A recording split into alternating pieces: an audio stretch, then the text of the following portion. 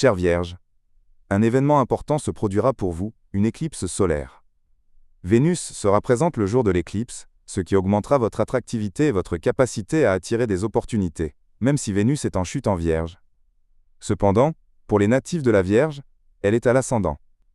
Avec Mercure en 2e maison et Mars, qui se déplacera en 3e maison le lendemain de l'éclipse, dans son signe fort, la Vierge doit se préparer à être courageuse et à faire face aux défis, car une nouvelle phase importante commence. Cette éclipse solaire marque la fin d'un ancien cycle et prépare l'émergence d'une nouvelle version de vous-même.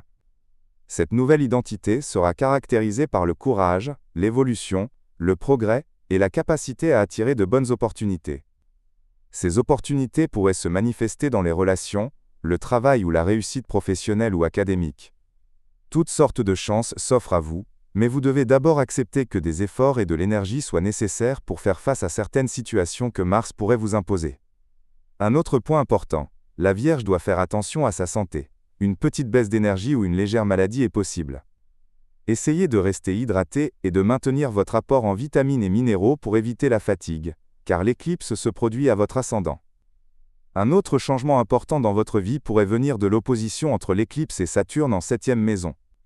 Si vous avez des problèmes dans une relation proche, que ce soit une relation amoureuse, une collaboration professionnelle ou même un lien familial, vous êtes sur le point de clore un long karma et de préparer un nouveau départ.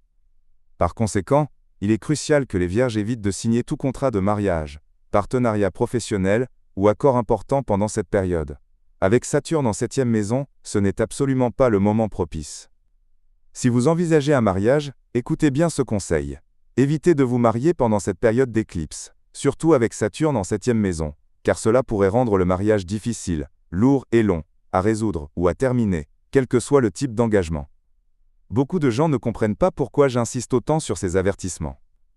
Mais attendez un peu, ne signez rien le jour de l'éclipse, ou pendant cette période sensible. Un autre point important, Mars vous donnera du courage, mais pourrait aussi vous placer dans des situations conflictuelles, ou créer des tensions dans vos conversations. Vous pourriez blesser les autres sans le vouloir.